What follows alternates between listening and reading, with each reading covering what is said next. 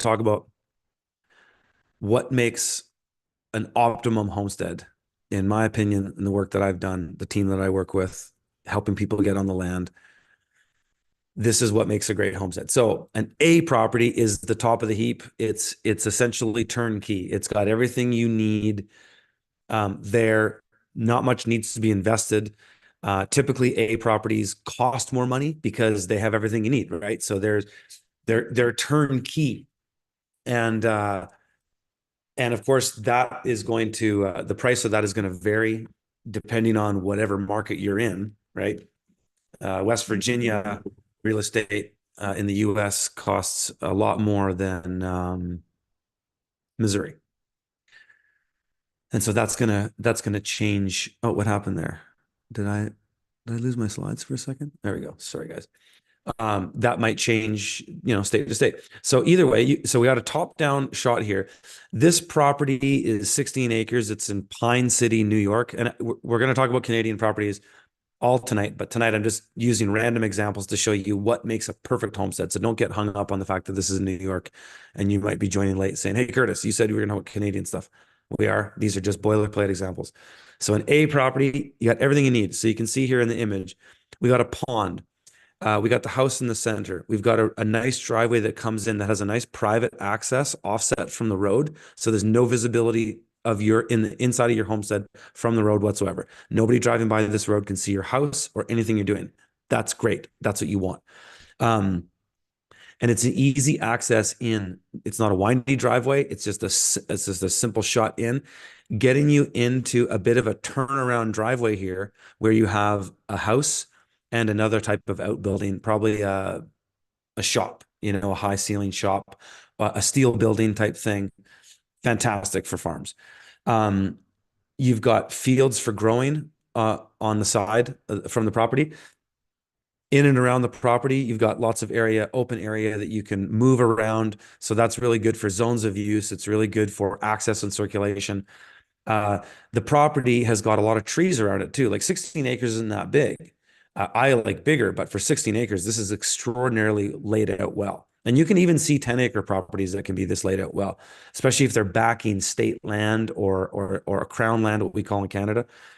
So we've got all those trees for privacy, vegetation and wildlife, hunting, trapping, growing mushrooms, wild foraging, building tree forts for your kids. It's a windbreak. Trees on your property are crucial. So this property pretty much just checks all the lists of everything that makes a perfect homestead so that you can facilitate the growing food, experiencing the land, being in a healthy, clean environment, having multiple sources of water. Whether you're off grid or not, isn't necessarily part of an A property.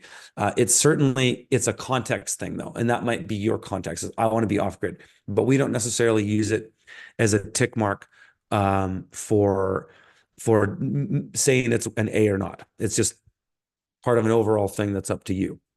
But everything you can see here, it's amazing. We've got everything we need, all the infrastructure.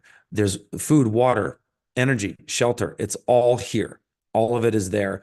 And a lot of wildlife in a rural area, lots of green. The climate here is very nice. It's a zone 8A, CFA, which is the temperate climates of the southeast of the United States.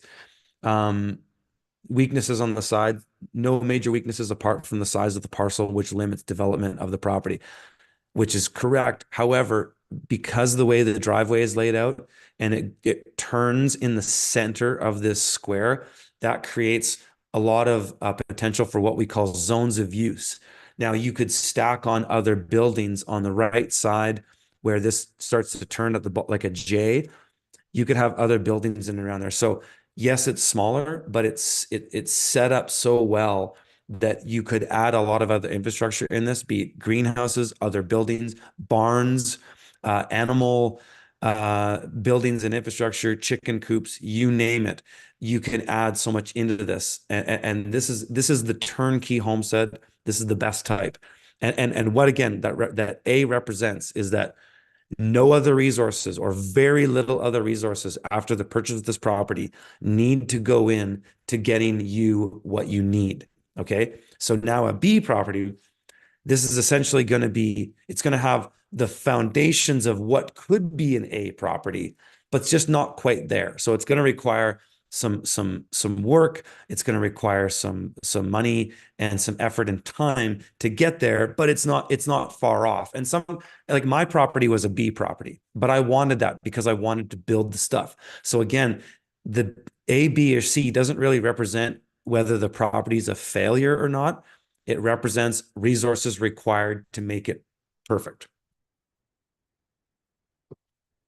So a B property with potential that requires a moderate investment of resources to obtain food, water, energy, shelter, and security. So big strengths of this property. Well, so this is in Naples, Texas. It's 30 acres, 435,000. It's a CFA, so temperate, and 8B.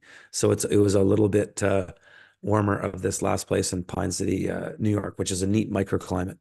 Anyways, so you can see the properties are similar in the way they're laid out. There's just less stuff here, but there's a big pond, which is nice.